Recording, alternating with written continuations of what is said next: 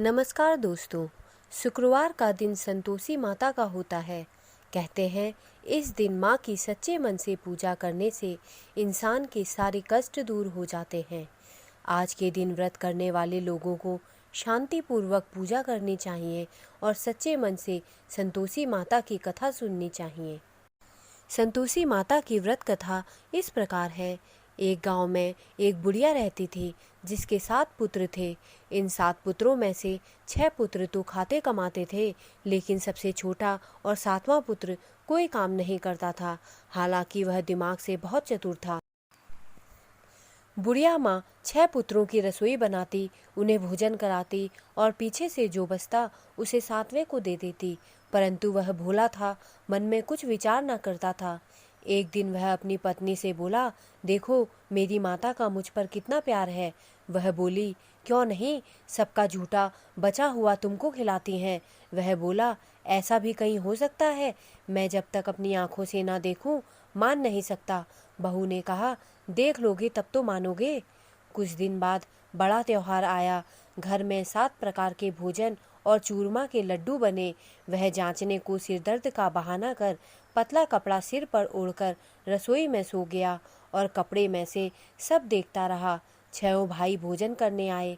उसने देखा माँ ने उनके लिए सुंदर सुंदर आसन बिछाए हैं, 7 प्रकार की रसोई परोसी है। वह आग्रह कर उन्हें जमाती है।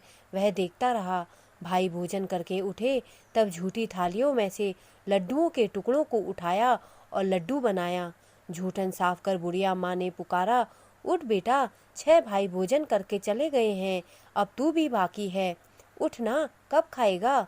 वह कहने लगा, माँ मुझे भूख नहीं, भोजन नहीं करना, मैं परदेश जा रहा हूँ। माता ने कहा, कल जाता हो तो आज ही चले जा। वह बोला, हाँ हाँ माँ, आज ही जा रहा हूँ। यह कह वह घर से निकल गया। चलते चलते बहू की याद आई। वह गौशाला में कंडे थाप रही थी।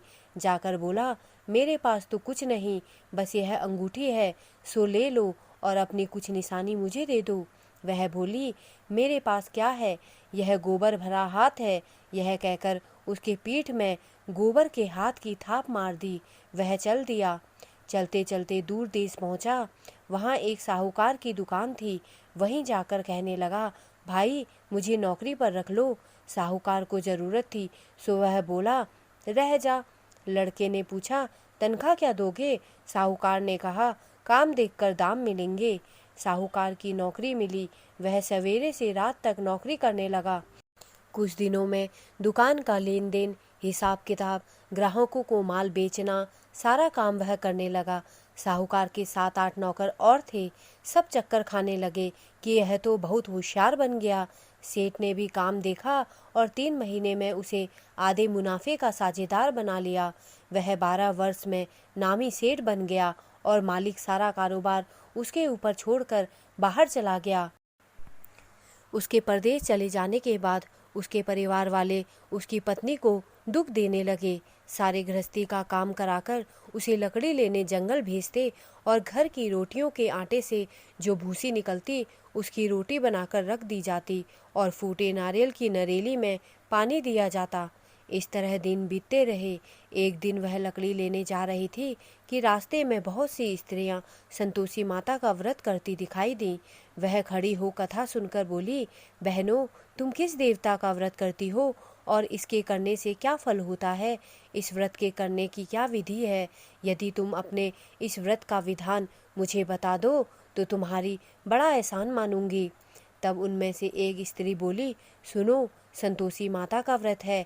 इसके करने से निर्धनता, दरिद्रता का नाश होता है, लक्ष्मी आती हैं, मन की चिंताएं दूर होती हैं, घर में सुख होने से मन को प्रसन्नता और शांति मिलती है, निपुत्र को पुत्र मिलता है, प्रीतम बाहर गया हो तो जल्दी लौट आता है, कुंवारी कन्या को मनपसंद वर मिलता है, राजद्वार में बहुत दिनों से मुकदमा चलता हो तो खत्म हो जाता है, सब तरह की सुख शांति होती है, घर में धन जमा होता है, जायदाद पैसा का लाभ होता है, रोग दूर होता है, तन मन में जो कामना हो वह भी पूरी हो जाती है, इसमें कोई संदेह नहीं है। वह पूछने लगी, यह व्रत कैसे किया जाता है, यह भी तो बताओ। आपकी बड़ी कृपा होगी। स्त्री कहने लगी, 1.25 आने का गुड़ चना लेना, इच्छा हो तो 5.25 आने का लेना, या 1.25 रुपये का भी सहूलियत के अनुसार ले सकती हो। बिना परेशानी, श्रद्धा और प्रेम से जितना बन सके लेना। 1.25 पैसे से 5.25 आना तथा इससे भी ज़्यादा शक्ति और भक्ति अनुसार ले सकती हो। हर शुक्रवार को निराहार रहकर कथा कहना। कथा के बीच में क्रम टूटे नहीं, लगातार नियम पालन करना। सुनने वाला कोई न मिले तो घी का दीपक जला उसके आगे जल के पात्र को रख कथा कहना, परंतु कथा कहने का नियम न टूटना चाहिए। जब तक कार्य सिद्ध ना हो नियम पालन करना, और कार्य सिद्ध हो जाने पर व्रत का उद्यापन करना। 3 माह में माता फल पूरा करती हैं। यदि किसी के खोटे ग्रह हों तो भी माता 3 वर्ष में कार्य को अवश्य सिद्ध कर देती हैं। कार्य होने पर ही उद्यापन करना चाहिए, बीच में नहीं करना चाहिए। उद्यापन में 2.5 सेर आटे का खाजा तथा इसी अनुपात में खीर तथा चने का साग करना। 8 लड़कों को भोजन कराना। जहाँ तक मिले देवर, जेठ, भाई बंधु के लड़के लेना, ना मिले तो रिश्तेदारों और पड़ोसियों के लड़के बुलाना, उन्हें भोजन कराना, यथाशक्ति दक्षिणा देना, माता का नियम पूरा करना। याद रहे उस दिन घर में कोई खटाई ना खाए। यह सुनकर बहू चल दी। रास्ते में लकड़ी के बोझ को बेच दिया और उस पैसे से गुड़ चना ले माता के व्रत की तैयारी कर आगे चली और सामने मंदिर देख पूछने लगी, यह किसका मंदिर है? सब बच्चे कहने लगे, यह संतोषी माता का मंदिर है। माता के मंदिर में जा माता के चरणों में लौटने लगी और विनती करने लगी, माँ मैं निपट मूर्ख, व्रत के नियम को नहीं जानती, मैं बहुत दुखी हूँ माता, जगजननी मेरा दुख दूर कर, मैं तेरी शरण में हूँ। माता को दया आ गई।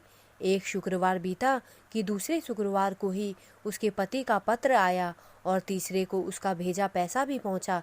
यह देख जेठानी मुंह सिकोड़ने लगी, इतने दिनों में इतना पैसा आया, इसमें क्या बड़ाई है। लड़के ताना देने लगे, काकी के पास पत्र आने लगे और रुपया आने लगा। अब तो काकी की खातिर बढ़ेगी, तब तो काकी बोलने से भी नहीं बोलेगी। बेचारी सरलता से कहती, भैया पत्र आवे रुपया आवे तो हम सबके लिए अच्छा है। ऐसा कहकर आंखों में आंसू भरकर संतोषी माता के मंदिर में मातेश्वरी के चरणों में गिरकर रोने लगी। कहने लगी, माँ मैंने तुमसे पैसा नहीं मांगा, मुझे पैसे से क्या काम है, मुझे तो अपने सुहाग से काम है, मैं तो अपने स्वामी के दर्शन और सेवा मांगती हूँ। तब माता ने प्रसन्न होकर कहा, जा बेटी तेरा स्वामी भी आएगा। यह सुन खुशी से बावली हो घर में जाकर काम करने लगी। अब संतोषी माँ विचार करने लगी, इस भोली पुत्री से मैंने कह तो दिया तेरा पति आएगा, पर आएगा कहाँ से?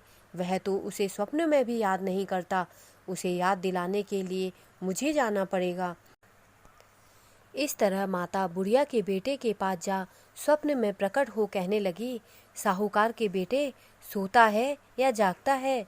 वह बोला, माता सोता भी नहीं हूँ और जागता भी नहीं हूँ, बीच में ही हूँ, कहो क्या आज्ञा है? माँ कहने लगी, तेरा घर बार कुछ है या नहीं? वह बोला, मेरा सब कुछ है, माँ बाप भाई बहन व बहू, क्या कमी है?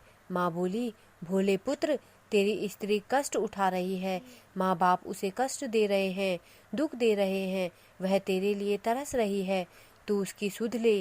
वह बोला, माता यह तो मालूम है, परंतु जाऊं कैसे? परदेश की बात है, लेन देन का कोई हिसाब नहीं, जाने का कोई रास्ता नजर नहीं आता, कैसे चला जाऊं? माँ कहने लगी, मेरी बात मान, सवेरे नहा धोकर माता का नाम ले, घी का दीपक जला दंडवत कर दुकान पर जा बैठना, तब देखते देखते तेरा लेन देन सब हो जाएगा, माल बिक जाएगा और शाम होते होते धन का ढेर लग जाएगा। तब सवेरे बहुत जल्दी उठ उसने लोगों से अपने सपने की बात कही, तो वे सब उसकी बात को अनसुनी करके खिल्ली उड़ाने लगे, कहीं सपने सच होते हैं। एक बूढ़ा बोला, भाई मेरी बात मान, इस तरह सच झूठ कहने के बदले देवता ने जैसा कहा है वैसा ही करना, तेरा इसमें क्या जाता है? अब बूढ़े की बात मानकर वह नहा धोकर संतोषी माता को दंडवत कर घी का दीपक जला दुकान पर जा बैठा। थोड़ी देर में क्या देखता है कि देने वाले रुपया लाए, लेने वाले हिसाब लेने लगे। कोठे में भरे सामानों के खरीदार नगद दाम में सौदा करने लगे और शाम तक धन का ढेर लग गया। माता का नाम ले घर ले जाने के वास्ते गहना कपड़ा खरीदने लगा और वहाँ से काम से निपट तुरंत घर को रवाना हुआ। वहाँ बहू बेचारी जंगल में लकड़ी लेने जाती है। लौटते वक्त माताजी के मंदिर में विश्राम करती है। वह तो उसका रोज रुकने का स्थान जो ठहरा। दूर से धूल उड़ती देख माता से पूछती है, माता धूल कैसे उड़ रही है? माँ कहती है, पुत्री तेरा पति आ रहा है। अब तू ऐसा कर, लकड़ियों के 3 बोझ बना ले। एक नदी के किनारे रख, दूसरा मेरे मंदिर पर और तीसरा अपने सिर पर रख। तेरे पति को लकड़ी का गट्ठा देखकर मुंह पैदा होगा। वह यहाँ रुकेगा, नाश्ता पानी बना खा पी कर माँ से मिलने जाएगा। तब तू लकड़ी का बोझ उठाकर जाना और बोझ आंगन में डालकर दरवाजे पर जोर से लगाना। लो सासू जी, लकड़ियों का गट्ठर लो, भूसी की रोटी दो और नारियल के खोपड़े पे पानी दो। आज मेहमान कौन आया है? माँ की बात सुन वह बहुत अच्छा माता कहकर प्रसन्न हो लकड़ियों के 3 गट्ठे ले आई। एक नदी के तट पर एक माता के मंदिर पर रखा। इतने में एक मुसाफिर वहां आ पहुंचा। सूखी लकड़ी देख उसकी इच्छा हुई कि यही निवास करे और भोजन बनाकर खा पी कर गांव जाए। इस प्रकार भोजन बनाकर विश्राम ले गांव को गया। सबसे प्रेम से मिला। उसी समय बहू सिर पर लकड़ी का गट्ठा लिए आती है। लकड़ी का भारी बोझ आंगन में डालकर जोर से 3 आवाज देती है, लो सासू जी, लकड़ी का गट्ठा लो, भूसी की रोटी दो, नारियल के खोपड़े में पानी दो। आज मेहमान कौन आया है? यह सुनकर उसकी सास अपने दिए हुए कष्टों को भुलाने हेतु कहती है, बहू ऐसा क्यों कहती है? तेरा मालिक ही तो आया है। आ बैठ, मीठा भात खा, भोजन कर, कपड़े गहरे पहन। इतने में आवाज सुन उसका स्वामी बाहर आता है और अंगूठी देख व्याकुल हो माँ से पूछता है, माँ यह कौन है? माँ कहती है, बेटा तेरी बहू है। आज 12 वर्ष हो गए। तू जब से गया है तब से सारे गांव में जानवर की तरह भटकती फिरती है। कामकाज घर का कुछ करती नहीं, 4 समय आकर खा जाती है। अब तुझे देखकर भूसी की रोटी और नारियल की खोपड़ी में पानी मांगती है। वह लज्जित होकर बोला, ठीक है, मैंने इसे भी देखा है और तुम्हें भी देखा है। अब मुझे दूसरे घर की ताली दो तो मैं उसमें रहूं। तब माँ बोली, ठीक है बेटा, जैसी तेरी मर्जी, कहकर ताली का गुच्छा पटक दिया। उसने ताली ले दूसरे कमरे में जो तीसरी मंजिल के ऊपर था खोलकर सारा सामान जमाया। एक दिन में ही वह राजा के महल जैसा ठाट बाट बन गया। अब क्या था, वह दोनों सुखपूर्वक रहने लगे। इतने में अगला शुक्रवार आया। बहू ने अपने पति से कहा कि मुझको माता का उद्यापन करना है। पति बोला, बहुत अच्छा, खुशी से करो। वह तुरंत ही उद्यापन की तैयारियां करने लगी। जेठ के लड़कों को भोजन के लिए कहने गई। उन्होंने मंजूर किया, परंतु जेठानी अपने बच्चों को सिखाती है, देखो रे, भोजन के बाद सब लोग खटाई मांगना, जिससे उसका उद्यापन पूरा ना हो। लड़के भोजन करने आए, खीर पेट भर कर खाई। हमें कुछ खटाई दो, फिर खाना, हमें भाता नहीं देखकर अरुचि होती है। बहू कहने लगी, खटाई किसी को नहीं दी जाएगी, यह तो संतोषी माता का प्रसाद है। लड़के उठ खड़े हुए और बोले, पैसा लाओ। भोली बहू कुछ जानती नहीं थी तो उन्हें पैसे दे दिए। लड़के उसी समय हट करके इमली लाकर खाने लगे। यह देखकर बहू पर माताजी ने कोप किया। राजा के दूत उसके पति को पकड़कर ले गए। जेठ जेठानी मनमाने खोटे वचन कहने लगे। लूट कर धन इकट्ठा कर लाया था, सो राजा के दूत इसको पकड़ कर ले गए। अब मालूम पड़ जाएगा जब जेल की मार खाएगा। बहू से यह वचन सहन नहीं हुए। रोती रोती माता के मंदिर में गई और बोली, हे माता, तुमने यह क्या किया? हंसाकर क्यों रुलाने लगी? माता बोली, पुत्री, तूने उद्यापन करके मेरा व्रत भंग किया, इतनी जल्दी सब बातें भुला दी। वह कहने लगी, माता, भूली तो नहीं हूँ, ना कुछ अपराध किया है। मुझे तो लड़कों ने भूल में डाल दिया, मैंने भूल से उन्हें पैसे दे दिए, मुझे क्षमा करो माँ। माँ बोली, ऐसा भी कहीं भूल होती है? वह बोली, माँ मुझे माफ़ कर दो, मैं फिर से तुम्हारा उद्यापन करूँगी। माँ बोली, भूल मत जाना। वह बोली, अब भूल ना होगी माँ, अब बताओ वे कैसे आएंगे? माँ बोली, तेरा मालिक तुझे रास्ते में आता मिलेगा। वह घर की ओर चली। राह में पति आता मिला। उसने पूछा, तुम कहाँ गए थे? तब वह कहने लगा, इतना धन जो कमाया है उसका टैक्स राजा ने मांगा था, वह भरने गया था। वह प्रसन्न हो बोली, भला हुआ, अब घर को चलो। कुछ दिन बाद फिर शुक्रवार आया। वह बोली, मुझे माता का उद्यापन करना है। पति ने कहा, हाँ करो। फिर जेठ के लड़कों से भोजन को कहने गई। जेठानी ने एक दो बातें सुनाई। लड़कों को सिखा दिया कि पहले ही खटाई मांगने लगना। लड़के कहने लगे, हमें खीर नहीं भाता, जी भी करता है, कुछ खटाई खाने को देना। वह बोली, खटाई खाने को नहीं मिलेगी, खाना हो तो खाओ। वह ब्राह्मण के लड़कों को लेकर भोजन कराने लगी। यथाशक्ति दक्षिणा की जगह एक एक फल उन्हें दिया। इससे संतोषी माँ प्रसन्न हुई। माता की कृपा होती ही 9वें मास उसको चंद्रमा के समान सुंदर पुत्र प्राप्त हुआ। पुत्र को लेकर प्रतिदिन माता के मंदिर जाने लगी। माँ ने सोचा कि वह रोज आती है, आज क्यों ना मैं इसके घर चलूं, इसका आसरा तो देखूं। यह विचार कर माता ने भयानक रूप बनाया। गुड़ और चने से सना मुख, ऊपर सूर्य के समान होठ, उस पर मक्खियां भिनभिना रही हैं। दहलीज में पांव रखते ही सास चिल्लाई, देखो रे, कोई चुड़ैल चली आ रही है, लड़कों इसे भगाओ नहीं तो किसी को खा जाएगी। लड़के डरने लगे और चिल्लाकर खिड़की बंद करने लगे। बहू रोशनदान से देख रही थी। प्रसन्नता से पागल होकर चिल्लाने लगी, आज मेरी माता घर आई है। यह कहकर बच्चे को दूध पीने से हटाती है। इतने में सास का क्रोध फूट पड़ा। इसे देखकर कैसी उतावली हुई है, जो बच्चे को पटक दिया। इतने में माँ के प्रताप से जहाँ देखो वहीं लड़के ही लड़के नजर आने लगे। वह बोली, माँ जी, जिनका मैं व्रत करती हूँ यह वही संतोषी माता है। इतना कहकर झट से सारे घर के किवाड़ खोल देती है।